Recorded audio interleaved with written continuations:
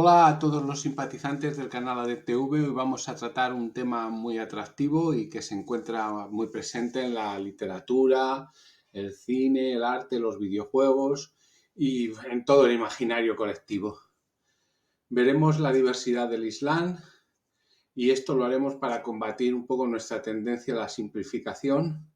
Recorreremos la historia y la leyenda en torno a Hassan y Sabat, el viejo de la montaña. Y también reflexionaremos sobre la forma en que esta historia vuelve a estar presente en la actualidad. A la muerte del profeta en el 632 le sucedieron 4 califas ortodoxos, que se les conocía también como los Rashidun o bien guiados, y que fueron los que tomaron su relevo. Es muy importante lo que va a suceder con estos 4 primeros sucesores, porque va a marcar la diferencia entre distintas corrientes dentro del Islam. El primero de ellos fue Abu Bakr. Su califato fue muy breve, pero también fue significativo.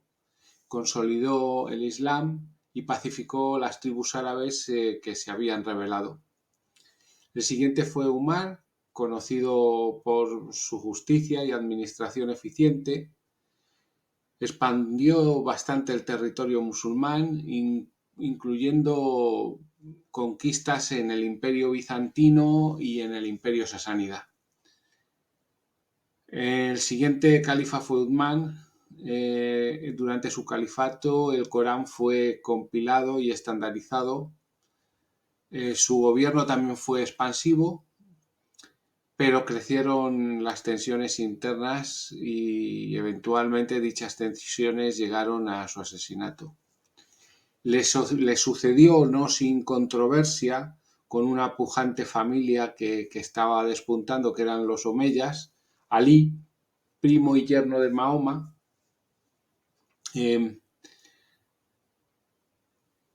Durante su reinado ocurrió lo que se llama la primera fitna, que es la primera guerra civil islámica, y su liderazgo es especialmente venerado en el Islam chiita. El presente cuadro nos va a dar una idea de la complejidad del Islam. A diferencia del catolicismo, por ejemplo, no existe una jerarquía eclesiástica. Al no haber una diferenciación entre Estado e Islam, la complejidad se traslada igualmente al orden social. La muerte del profeta supuso una diferenciación entre las 3 principales ramas del Islam. Los suníes creían que Abu Bakr debía ser el sucesor del profeta al obtener el acuerdo de aquellos que estaban más cercanos a él. Los chiíes creían que solamente Alí, el que a la postre sería cuarto Rashidun, debía ser el heredero directo de Mahoma, por su parentesco y por algunas manifestaciones del propio profeta. Finalmente los jaridíes creían que el sucesor debía ser el musulmán más justo, sin importar su condición. Es evidente que estas y algunas otras diferencias fueron un caldo de cultivo para las guerras civiles entre musulmanes, siempre con un trasfondo político claro. Pero volvamos al tema de la complejidad. Entre los suníes, además de las escuelas de la ley, Hanafí, Hanbalí, Malikí, Shafí, están las de creencia, que son 6, y los movimientos dentro de ambas que llegan a la decena. Los suníes son el 80% de los musulmanes, el 15% son chiíes y el 5% jaridíes. El sufismo, que junto con el chiismo es la parte mística del Islam, tampoco presenta unidad. A las 10 taricas u órdenes principales del cuadro podemos añadir casi un centenar más con rasgos comunes y a la vez particularidades propias. Drusos y kármatas, que aparecen bajo el chiismo, tienen tantas particularidades que bien podrían haberse presentado separados. Nombrar a alguien como árabe o moro o como suní o chií es una simplificación útil para nosotros, pero que no refleja prácticamente ninguna realidad. El ismailismo es una rama filosófica del Islam chiita que se origina en el siglo VIII en Basora y en Medina bajo el liderazgo de el sultán Mohammed Shah y Shah Karim al-Husayni. Los ismaelíes nizaríes, ya veremos, es el caso de Hassan y Sabat, se han convertido en una comunidad progresiva con millones de seguidores en todo el mundo que llega hasta el día de hoy, a pesar de todos sus avatares. A lo largo de su historia, el ismaelismo ha sido influenciado por corrientes filosóficas, teológicas y místicas del Islam. Y también ha sido objeto de controversia y malentendidos por parte de otros grupos musulmanes. ¿Qué podemos decir sobre las creencias del ismaelismo? Los ismaelíes profesan doctrinas complejas que combinan elementos del neoplatonismo y del misticismo islámico.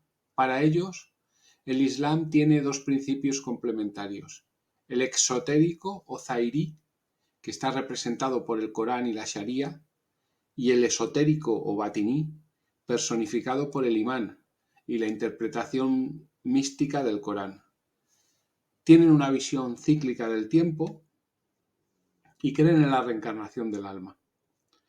Además, su teología, que es bastante singular, ve a Dios como un concepto abstracto y trascendental, y no como una deidad con atributos humanos.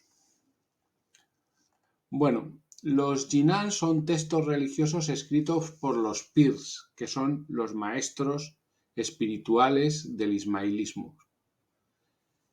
Están escritos en forma de poesía y en idiomas como el guyarití y el urdu.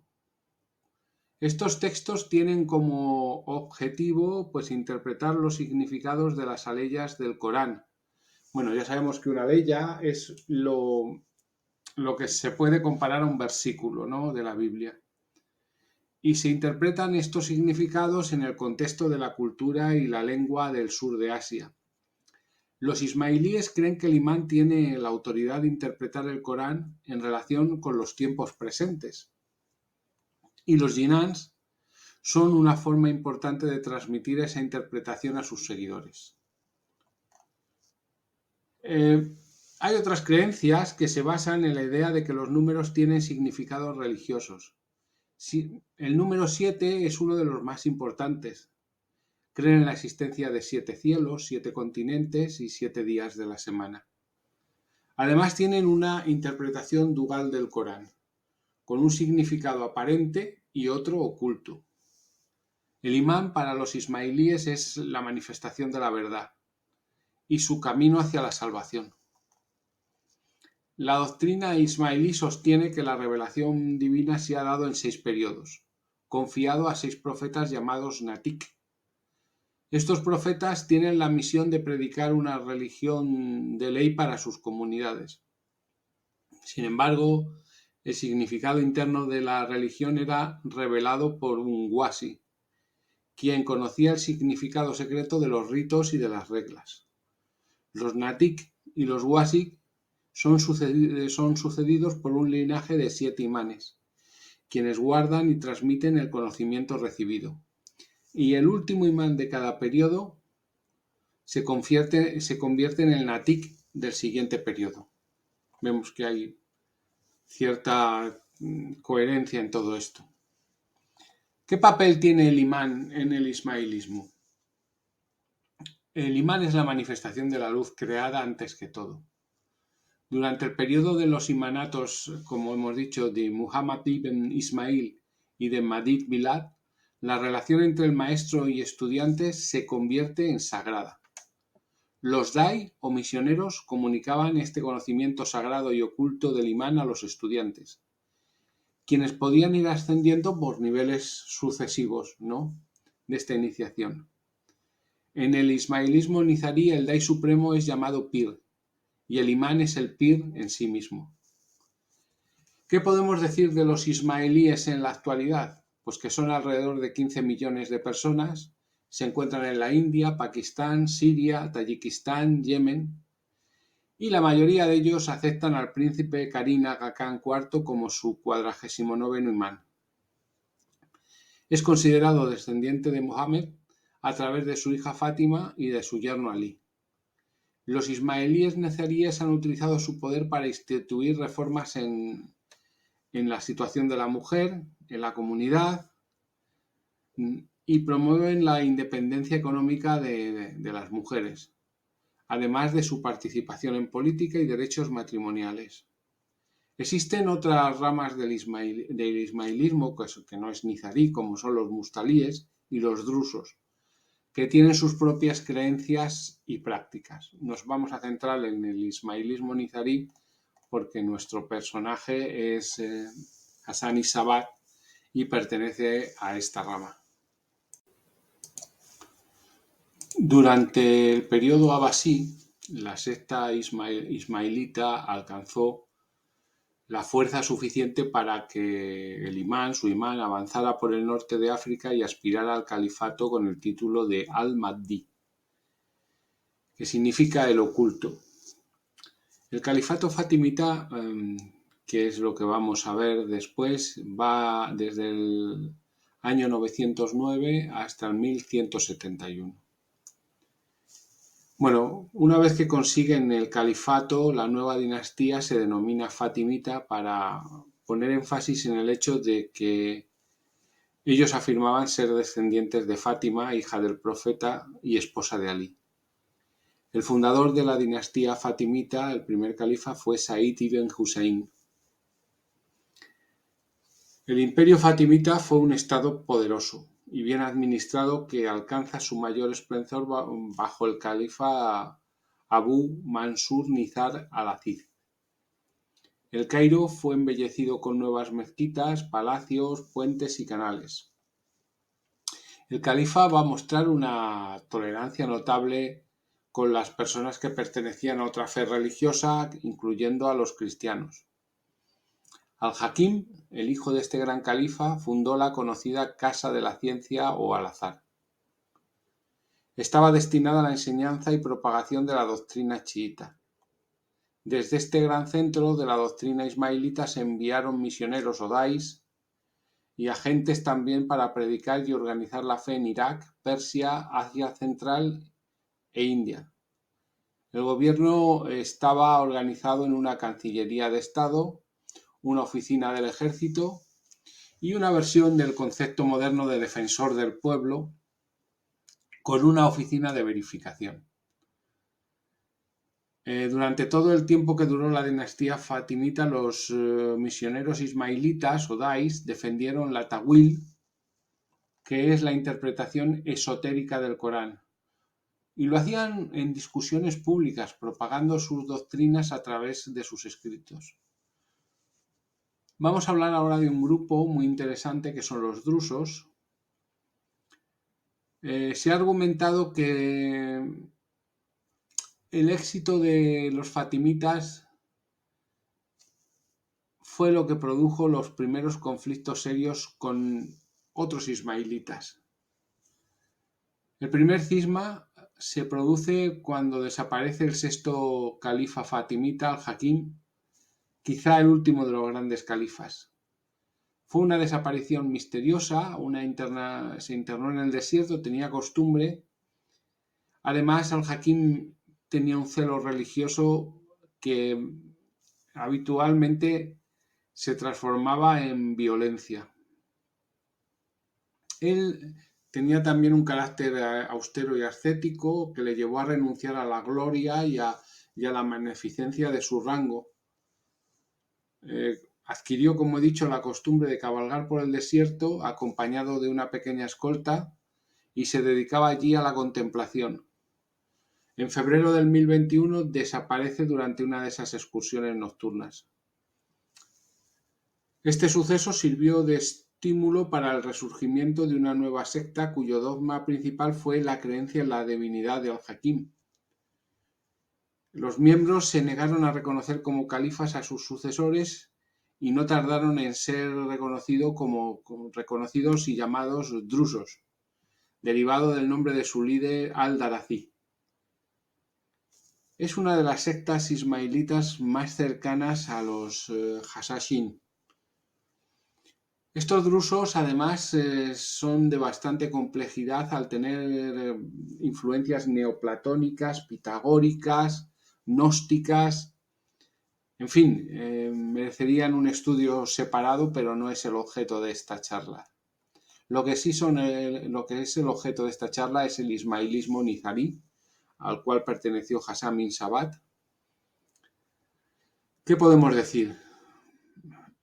Durante el reinado del octavo califa fatimita al-Muntasir se produce el último cisma. Durante los tiempos del último gran califa, que ya hemos hablado de él, al-Hakim, se había producido un proceso gradual de militarización. Ese proceso va a culminar en 1074, cuando el general armenio Badr al-Jamalí se dirigió con su ejército desde Siria al Cairo para hacerse con el control del Estado. A partir de ese momento, el poder del califa queda muy limitado y el verdadero dirigente es el comandante del ejército. Hasta tal punto que los últimos califas no son más que títeres. Con el Estado ismailita dirigido por hombres que con frecuencia ni siquiera eran ismailitas, la parte propagandística y misionera de dicho Estado va a disminuir mucho. Al mismo tiempo se va a ver como algo natural que esos líderes militares alcanzasen una dudosa legitimidad religiosa y dinástica. El grupo disidente, cuando ocurrió todo esto, proclama su fidelidad a un califa, que en este caso se llamaba Nizar, y que esta fue la razón para que los miembros de la secta, que conocidos como los asesinos, fueran denominados en un principio pues como ismaelitas nizaríes. Bueno, vamos a hablar ahora de nuestra figura central, Hassan Sabat, este revolucionario ismaelita. Sus primeros años, Hassan va a nacer en Qom, Persia, en el año 1060, comparte ciudad de referencia con el ayatolá Jomeini.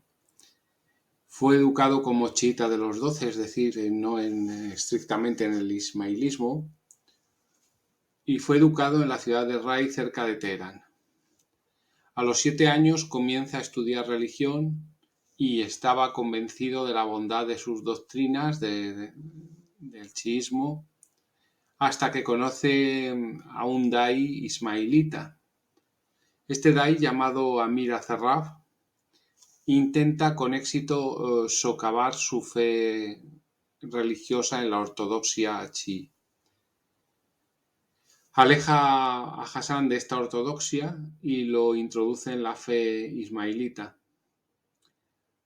Pasa por otros dai hasta un tercer dai llamado Mumin, quien administra un juramento de fidelidad bastante curioso y que tenía una oculta indicación geográfica. Tras ser persuadido, Mumin acepta el juramento de esta especie de profecía, y Hassan pasa a formar parte de la secta ismailita. Hassan Sabat concibió y puso en práctica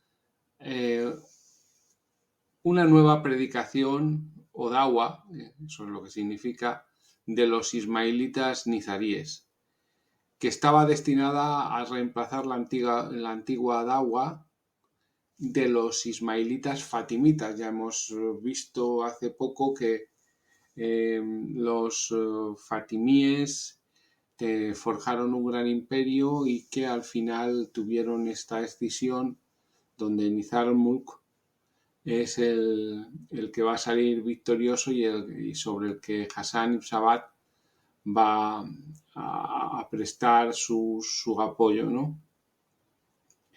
Esta nueva predicación se basaba en la idea de que el imán oculto estaba presente en la figura del líder de la secta y que éste tenía el derecho y la responsabilidad de gobernar a los creyentes. La nueva predicación, y esto es muy importante, enfatiza la importancia de la lealtad y la obediencia al líder, así como la necesidad de la lucha contra los enemigos de la secta. Es decir, lealtad, obediencia y lucha, los tres pilares sobre los que se fundaron los Hassassin,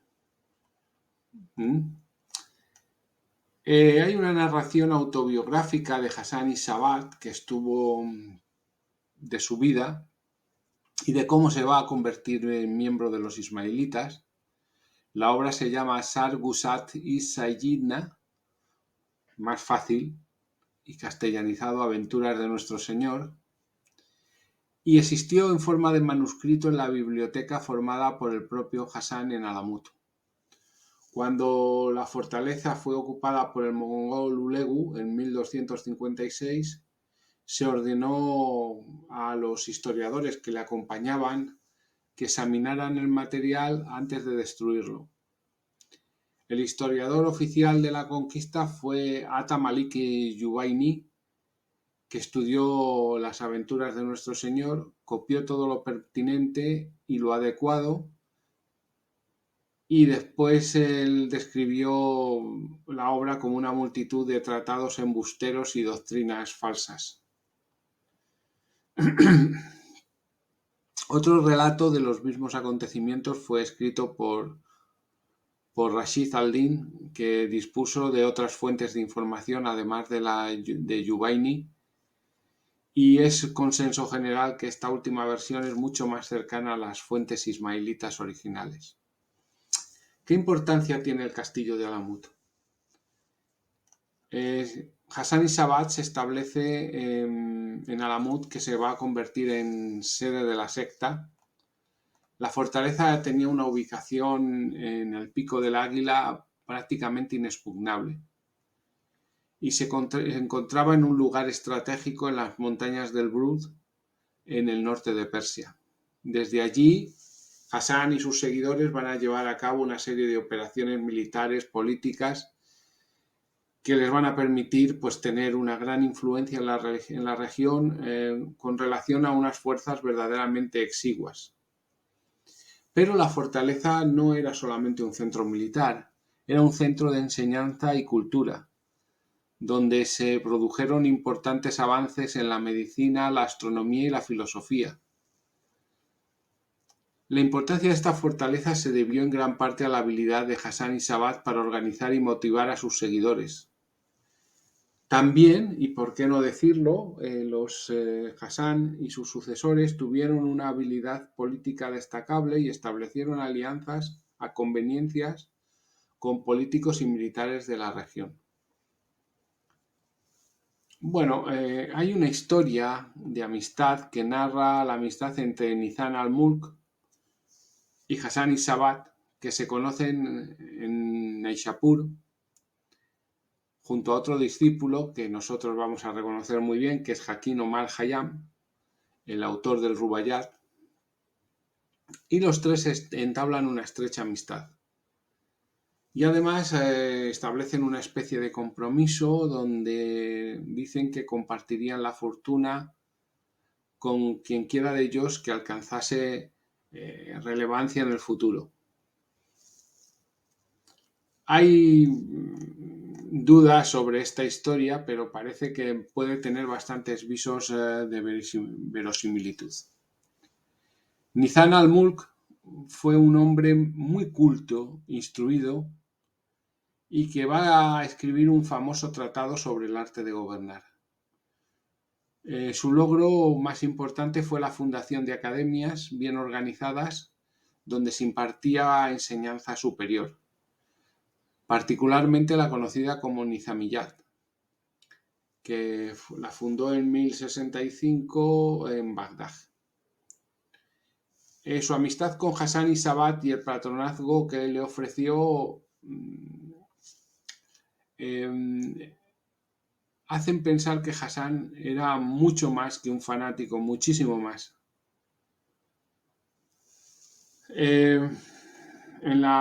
Después de la corte seleucida, aunque Hassan Sabat obtuvo un puesto en la corte gracias a la ayuda de Nizam al-Mulk, Hassan era un hombre complejo, problemático y ambicioso. La relación entre ambos se deterioró y hubo una posibilidad de que Hassan compitiese con Nizam para el cargo de visir.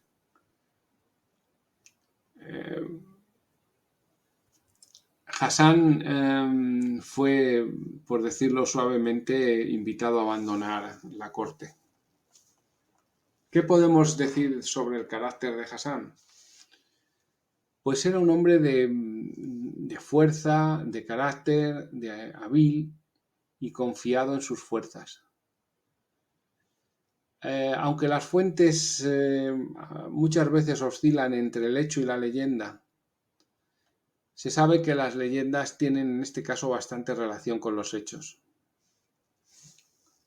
Cuando Hasán se ve obligado a abandonar la corte, se dirige a Isfahán para estudiar la doctrina ismailita con Rais Abdul al-Fadl y le dice algún día a su maestro: si yo tuviera a 2 hombres con la misma mentalidad, pondría este reino patas arriba. Abu Fadel llega a la conclusión de que Hasán se había visto atacado por lo que denomina melancolía, como consecuencia de tantos pensamientos, temores y viajes peligrosos, y prepara bebidas perfumadas y alimentos especiales para, entre comillas, humedecer el cerebro de su discípulo. Es entonces cuando Hasán decide abandonar Isfahán. Más tarde, su exmaestro, Abul Fadl, viaja hasta Lamut y Hasán le pregunta cuando está en la cúspide de su poder: y bien, ¿quién padecía de melancolía, tú o yo? También es famosa la historia de donde Hasán es capaz de ordenar el suicidio a uno de los guardias simplemente con un movimiento que no duda en arrojarse al vacío. Ha llegado hasta nosotros el relato de cómo tenía Hasán sus adeptos. En este caso, él tenía un patio donde primero adormecía al futuro adepto, después mujeres muy bellas lo acompañaban en su sopor, le ofrecían toda clase de confort, además había comida exquisita, de tal manera que el adepto pensaba que había estado prácticamente en el cielo con huríes, que son estas criaturas angelicales de sexo femenino, y Hasán le prometía y le garantizaba el regreso a ese paraíso a cambio de la fidelidad y de la lealtad inquebrantable. Veamos ahora la fundación de los asesinos por Hasán y Sabat. Comencemos relatando sus viajes. Va a viajar por Azerbaiyán y Mair Yafirikin, también por Damasco, antes de llegar a Egipto en el 1078. Permanece allí año y medio y se cree que allí va a estructurar lo que sería en el futuro la Orden de los Asesinos. Regresa a Isfahán y luego viaja por Persia 9 años, haciendo de misionero Odai, y va a buscar después en la parte noroccidental de Persia, en las montañas Alborz, un lugar que era consecuente con lo que buscaban numerosas sectas chiitas, refugiados ismailitas y otros, entre comillas, herejes que se refugiaban en ese reino. Y ese lugar va a ser Alamut. Hasán Isabal logra apoderarse de Alamut por medio de un estratagema y, una vez establecido, envía misioneros en todas direcciones. Esta es una primera parte puramente religiosa. Pronto pasa a una parte política donde hay una expansión territorial con 2 tipos de acciones: apoderándose de castillos una vez que tiene una pequeña fuerza militar y construyendo otros.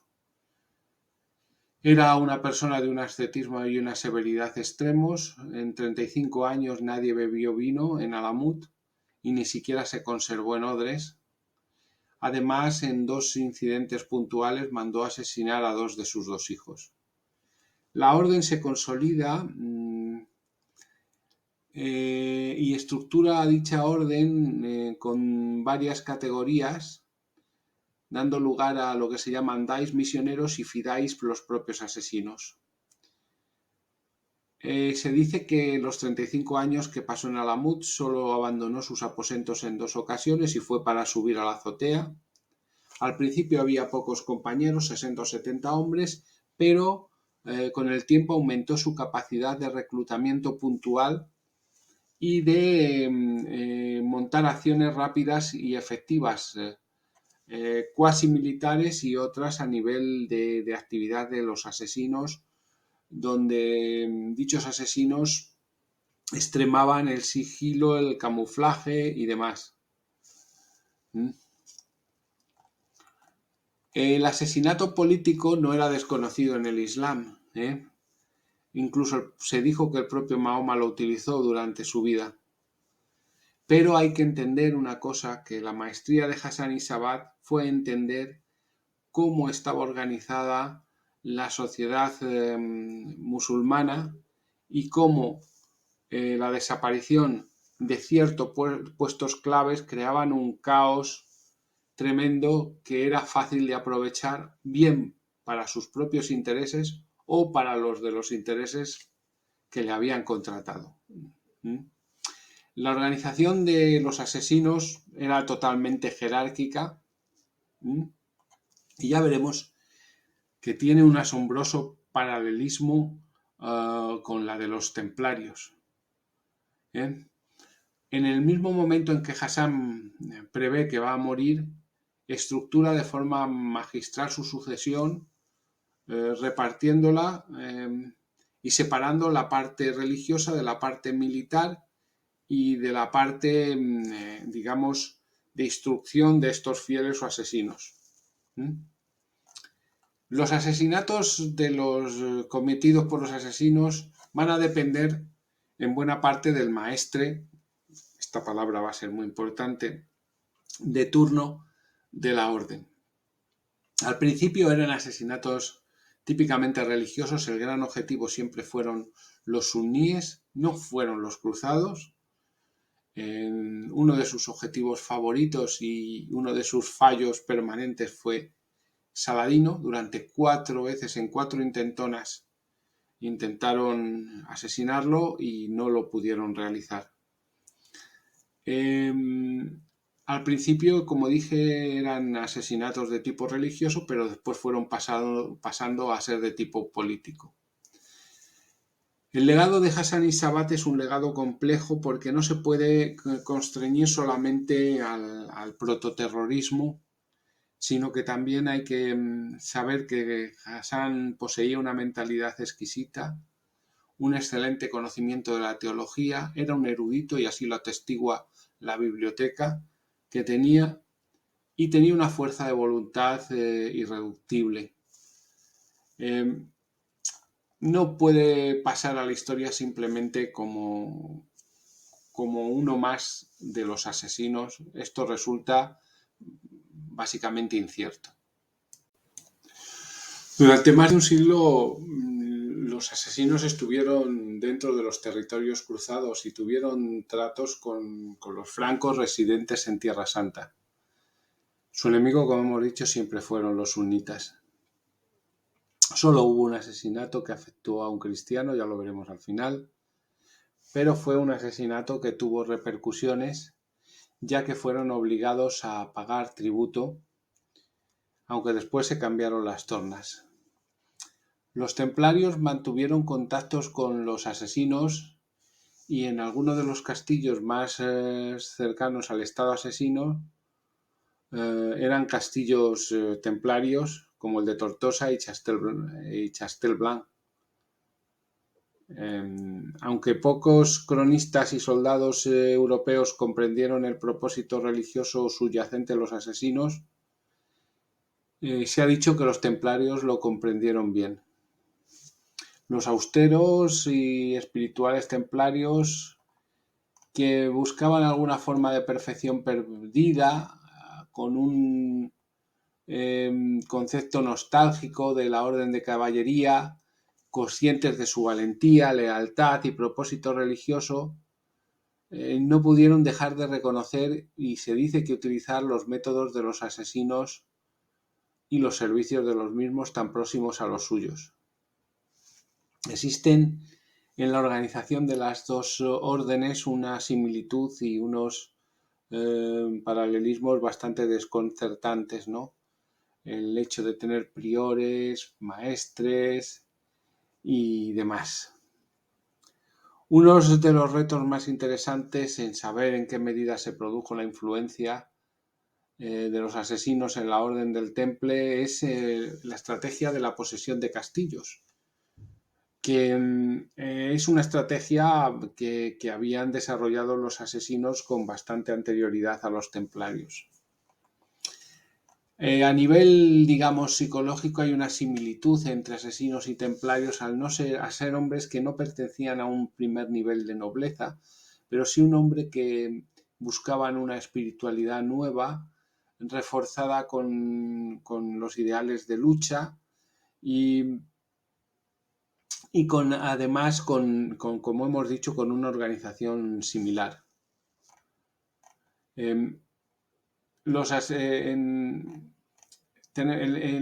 Llegamos al asesinato de Conrado de Montferrat, príncipe de Tiro y rey titular de Jerusalén. Es un capítulo muy jugoso, ya que se discute con desacuerdos si ese asesinato fue de alguna manera encargado por Ricardo Corazón de León, que tenía una animadversión tremenda a Conrado.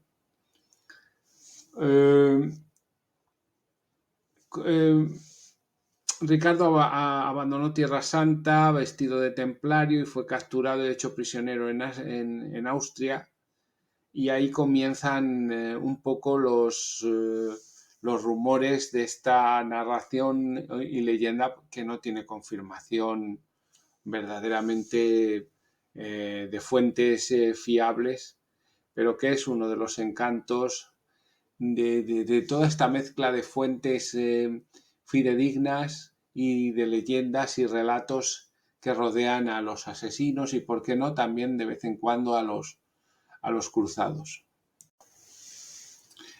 Vamos a analizar ahora las relaciones entre Luis IX, San Luis de Francia y los asesinos. En 1237 el Viejo de la Montaña envía 2 fidáis a Francia a asesinar al rey Luis IX, que planeaba participar en una cruzada. Sin embargo, y sin saber por qué, cambia de opinión y envía a otros 2 para evitar el asesinato. Los 2 primeros asesinos fueron encontrados en Marsella y enviados de regreso a Siria con regalos. Este incidente es considerado como la prueba más evidente de que los asesinos operaron en Europa occidental. Los templarios franceses estuvieron cerca de Luis IX y organizaron las finanzas de la expedición en 1244, me refiero a la cruzada. Estos fondos proceden de Borgoña y fueron decisivos para permitir la partida desde Aigües-Mortes. Los templarios forman una avanzadilla de su ataque contra el Cairo y pagaron el rescate del rey francés cuando fue capturado. Estuvieron muy interesados en impedir el asesinato de Luis y estuvieron en continua comunicación con los asesinos. San Luis partió de Chipre en 1249 para atacar Egipto. Tras un invierno de paralización de las operaciones, las fuerzas del sultán atacan y diezman a los cristianos en 1250, capturando al rey de Francia. Tras el pago de un enorme rescate, Luis es liberado y viajó a Acre, donde es visitado por agentes del Viejo de la Montaña. Esta embajada estaba compuesta por un miembro de alto rango de la orden, acompañado de 2 fidáis que hacían de guardaespaldas. Tenían la pretensión de que San Luis les pagara el mismo tributo del mismo modo que, según aseguraban ellos, le pagaban otros reyes occidentales como el emperador alemán y el rey de Hungría. El Viejo de la Montaña envió regalos a Luis IX, incluyendo un elefante de cristal, ornamentos de ámbar y un anillo tallado. ofrecido como una primera fase de lo que era típico, que era un intercambio de anillos, así como una camisa. El hermano Yves el Bretón, enviado por Luis, visitó al viejo de la montaña y aprendió cosas de las doctrinas de los asesinos. Se dice que encontró un libro que parecía ser un tratado cristiano, pero que se refería a algunas palabras dichas por Jesús a San Pedro. Descubrió que el viejo leía con frecuencia este libro, aunque lo interpretaba en términos de la reencarnación de líderes religiosos del pasado. Las palabras del viejo citadas por Joinville reflejaban exactamente las doctrinas ismaelitas.